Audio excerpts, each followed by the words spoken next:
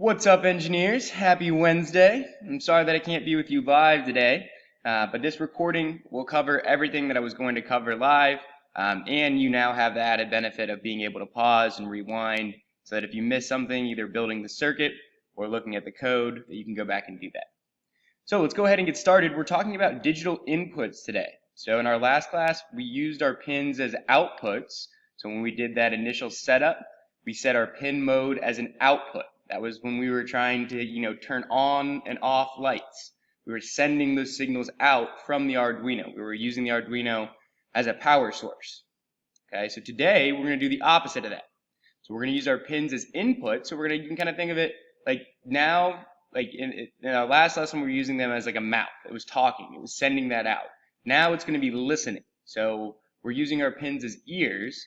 And when I say listening, it's going to be detecting different voltages. Okay. So there's three possible states that the Arduino can recognize as an input. And if it is in these different states, there's a different number that corresponds to it. So the high state corresponds to the number 1, and that would show up if there's a voltage detected between 3 volts and 5 volts. Okay, so high is just the number 1. So when we're looking on our serial monitor, it's going to show up as the number 1. And that's going to signify that there is a voltage between 3 volts and 5 volts detected at that pin. And the other state that we have is the low. So that's going to be represented by a 0. And that will show up, or that will be the state that it's in, when it's detecting a voltage that's less than 1.5 volts. So what about between 1.5 volts and 3 volts? Well, that's where we get into this floating state. And we do not want to be in the floating state. So you're going to see that we're going to have to incorporate resistors and set up the circuit in specific ways so that we either have 0 voltage or a voltage that's high. So, between 3 and 5. We do not want to end up where we have nothing plugged into the pin, or there's this floating where it could be 1.5 volts, it could be, so it has to either be high or low, and you'll see that we're going to do that with the resistors. Okay? So that's where we want to get to. So we're going to have to do something in our circuit to avoid this floating state. And that's what I'm going to talk about next. So to actually create a button, we're going to use this thing called a pull-down resistor. And what a pull-down resistor will do, well, it will only send a high or a low state to this pin. So this pull-down resistor will allow us to avoid that floating state. And that's what we want to do. So how do we do this? Well, we have to think. If we want a recording of 0 voltage, we need to make sure that this pin 2 is connected to the ground with no power source. Okay? So how do we do that? Well, if we have this pin 2 connected to this button, remember, these buttons are connected internally across here.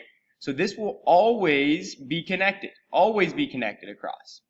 So when this button is not being pressed, this pin 2 is connected to this. This is a 10 kilo ohm resistor, which is then connected to the ground, and this ground is connected to the ground on our Arduino.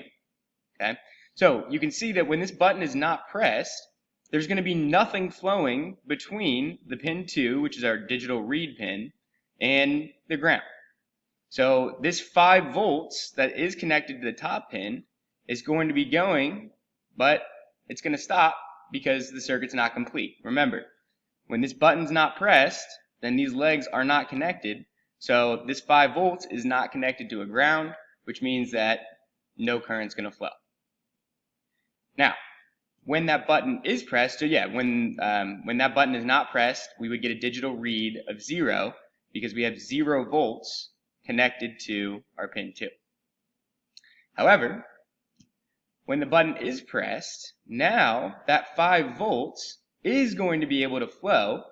And so you have to think, it's going to have 2 options. Remember, when it flows over this pin, it can either go to this resistor, which will go to the ground, or it can go to this pin 2, which is also the ground. The pin 2 also happens to be where our digital read pin is. And so you're going to think, well, where are they going to go? Are they going to go to the ground, or are they going to go over here? And this is why it's important that we have this 10 kilo ohm resistor here, because electricity flows through the path of least resistance. So it's not going to flow through this 10 kilo ohm resistor when there's another path that it can flow to with no resistance whatsoever.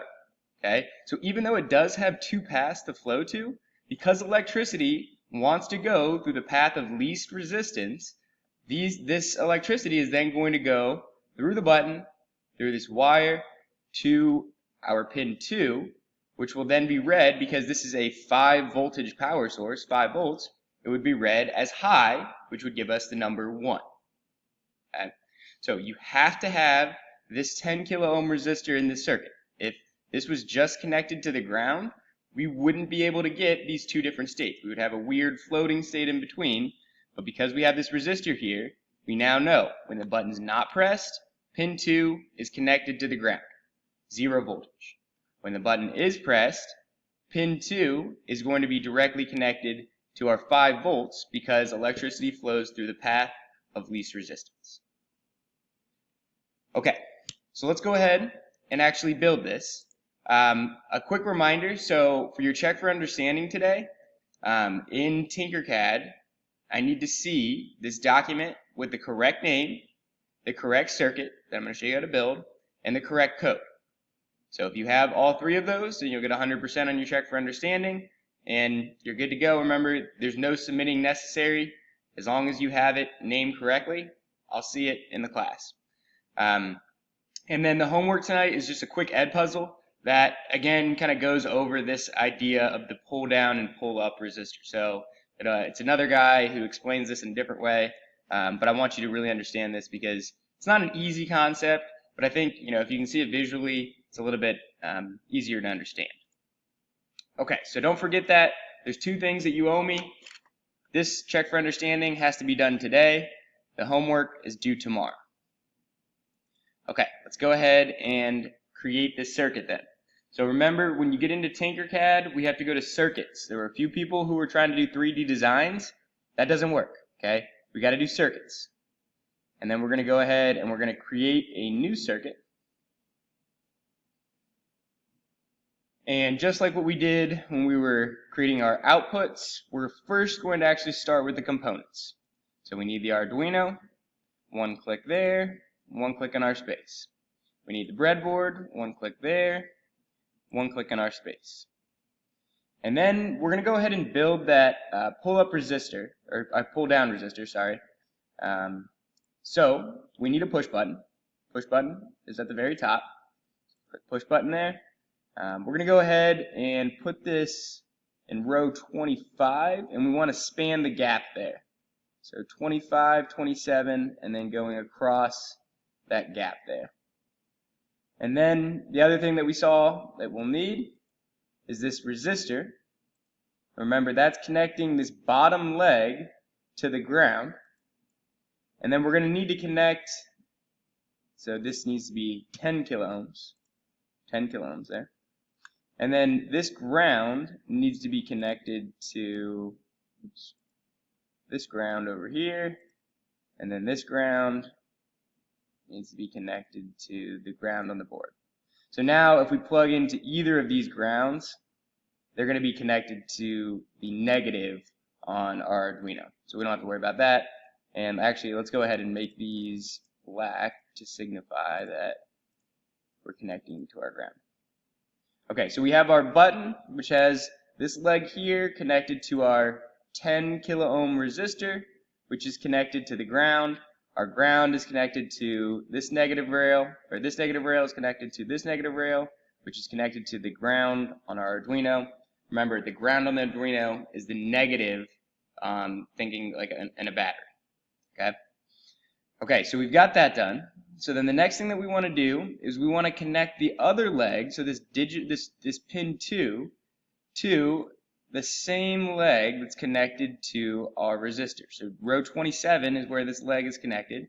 Remember, these buttons are internally connected across. So this leg is always connected with this. So that means that this wire, when the button is or is not pressed, no matter what, will be connected across to this resistor. Okay? So then the last thing we need to do is we need to take this 5-volt power source and we need to actually plug that into the other leg. So we'll go ahead, click on 5 volts, click on row 25, and we'll make this one red. And then for the sensing pin, we'll make that yellow.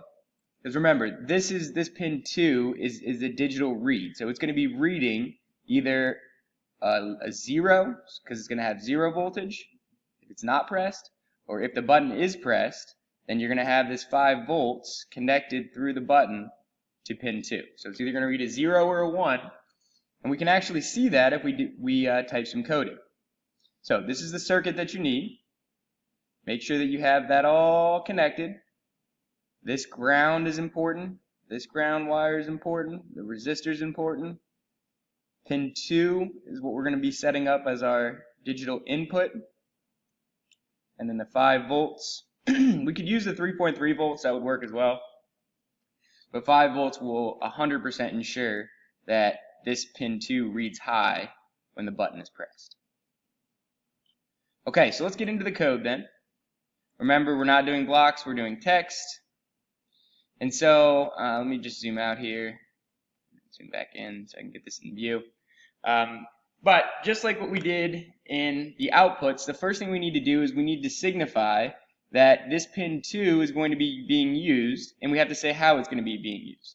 So pin mode, we're not using pin 13, we're using pin 2, and we're not using pin 2 as an output, we're using pin 2 as an input. So that's the setup we need there. Now, we're also going to be using the serial monitor. And what the serial monitor is a computer screen for the Arduino. So obviously you don't see a screen on this Arduino, but if you have it plugged in to a computer or to an LCD screen, you can have it actually print to a screen. So our serial monitor, you can kind of think that is going to be the screen of the Arduino. So we need to set that up as well in this void setup. So the code that we would need to set up the serial monitor is capital SERIAL dot and then begin, and the magic number is 9600. So that's the number that it knows to communicate with this serial monitor right here. So all the serial.begin did, all it did was it just set up our screen that we're going to be printing either the 0 or the 1 to once we get into our directions. Okay, we don't need any of this code, so we can go ahead and delete everything in the middle there, because we're going to have to actually write our own code. And all we want to do right now is we want to see, is the button pressed or not pressed, and then will it give us a 0 if it's not pressed, and will it give us a 1 if it is pressed? Okay, so actually we need to do one more thing at the top here. So before we can even type these directions in, we actually have to set up a variable. So if you remember from algebra, a variable is just a letter, or in our case it's going to be a word that can take on multiple different values. So we need to set up that variable for this button state before we can actually use it in our directions. So alright, so after you press enter twice, then at the top we're going to start with these 3 letters INT. So int, because we're going to be storing this as an integer, we have to say what type of variable this is going to be, and then we just have to give it a name. So the name will be button and then state, button state. So this is camel case. Whenever you're like encoding, we don't use spaces, so if you want to kind of separate words, you just capitalize the letter, the word in between. Okay, so we've got that. We definitely need that at the top there. And then we've got our void setup. We've set the pin 2 as an input. We've started our screen. So now we can actually start getting some directions and maybe getting some readings. So we want to set this button state, so this variable that we just created, we want to set that equal to, and then what do we want it to be? Well, we want it to be the reading from this digital pin. So instead of digital write, we're going to use this function digital read, and then we just have to give the pin that we're reading. So in this case, we only have one pin that's connected, that is pin 2. So right now, this button state, this variable that we created, is going to be assigned either a 0 or a 1 based on if the button's pressed or not pressed, so based on if there's low voltage or high voltage. So the last thing that we want to do then is we want to print that variable to the actual serial monitor screen. So that code is serial, capital S, dot print. And then what are we printing? Well, we're printing the value of the button state. So that is our variable button state. And that's it. Okay. So again, all this code is going to do is on our serial monitor, it's going to print out a 0 multiple times, over and over and over again, if the button is not pressed. If this is connected straight to the ground through the resistor. It's going to print out a 1 if the button is pressed. And the reason it's going to do that is because that would connect this 5 volts to pin 2. So let's see how this works. Hopefully I don't have any bugs. Alright, so it looks like it's working here. Let's check out the serial monitor. And good, we see a whole bunch of zeros. 0, 0, 0, and that's what we should see. Remember, this pin 2 is connected to the ground through the resistor. There's 0 voltage there. See what happens when we actually press the button now. So it'll take a second because it's a little bit delayed, but look at that. Now it's all ones, and I'm clicking and holding that. If I let go, it'll go back to zeros. If I click on it a bunch of times, you'll see like zeros and ones pop up. 0, 1, 0, 1, zeros, ones. So we know it's working, and that's awesome. That's exactly what we want. Okay? If you have errors in yours, then make sure that you have exactly what I have here. I can zoom in on my code so that you can maybe pause. So we can zoom in here. Oops.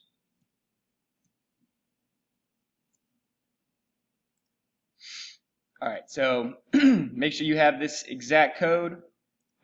This could be tabbed in. This could be tagged, doesn't matter. As long as it's in between your brackets here. Make sure you have your semicolons at the end. But this shouldn't be too bad. You should all have this.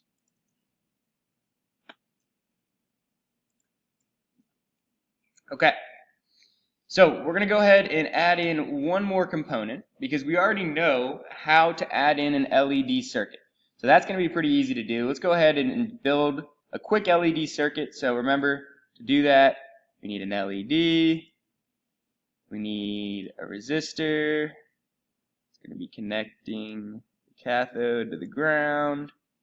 And then we'll need, this resistor needs to be 220 ohms. Not kilo ohms, 220 ohms for our LED so we don't blow it out.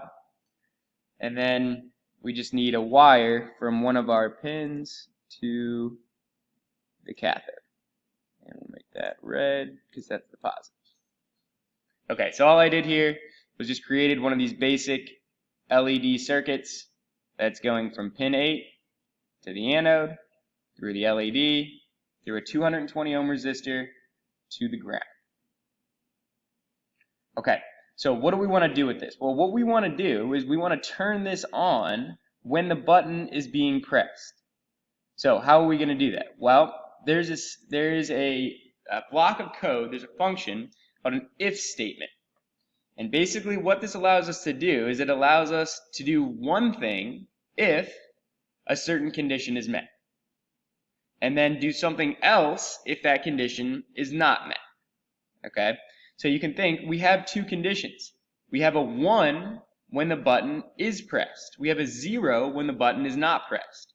So if we want that light to turn on when the button is pressed, then the condition that needs to be met is that the digital read needs to be reading a 1. So if the digital read is reading a 1, then we'll go in and we'll turn that light on. If the digital read is reading a 0, then we'll turn that light off. Okay? So that's the basics behind it. Let's actually type in the code and see what we have to do. So this is going to be in our void loop, but actually before we can even get into the void loop, we need to set up this pin 8 as an output. So let's go ahead and do that in there. We'll go right below our first pin mode. 8 is going to be an output. Make sure you spell that right. And then we can go in and actually do our if statement. So the if statement will go like this. If, and then we need to put the condition that needs to be met. So if the button state is equal to, so we can't use just a regular equal sign. We actually have to use just two equal signs. So when we're comparing things, if we're trying to say that things are equal, we have to use two equal signs. So if the button state is equal, so equal sign, if the button state is equal to 1, and then we're going to go ahead and we're going to open a squiggly bracket. So squiggly bracket, and then we have to say what's going to happen. So if the button state is equal to 1, well, we want to do a digital write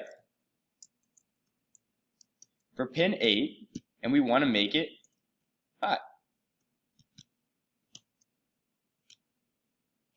And then we have to do our closing squiggly bracket.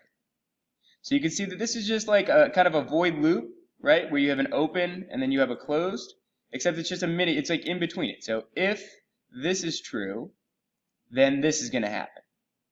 Okay? Now, the other thing we have to add in is what happens if that button is not 1, if the button state is not equal to 1. So we have to add in this word else. So else, and then we have to do an open squiggly bracket. So what do we want to happen if that button is not pressed? Well, we want the digital write for pin 8 not to be high, we want it to be low, so it'll turn the light off. So we'll go digital write 8 low. And then remember, we have to close that one up as well. And there's your if statement. So if this is true, then do this. Otherwise, do this.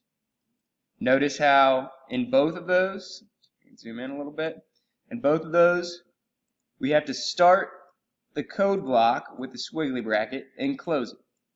Start the code block and close it.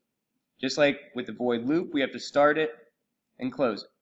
And void setup, start it and close it. And then in between, we need those semicolons. Notice at the top here, we do not need a semicolon because this is our condition. Okay, so let's go ahead and try to run this and see if we can get this to work. Okay, so my light's off right now because the button's not pressed, so that's good. Let's see what happens when I click the button. Look at that, turns on. And when I let go, it turns off.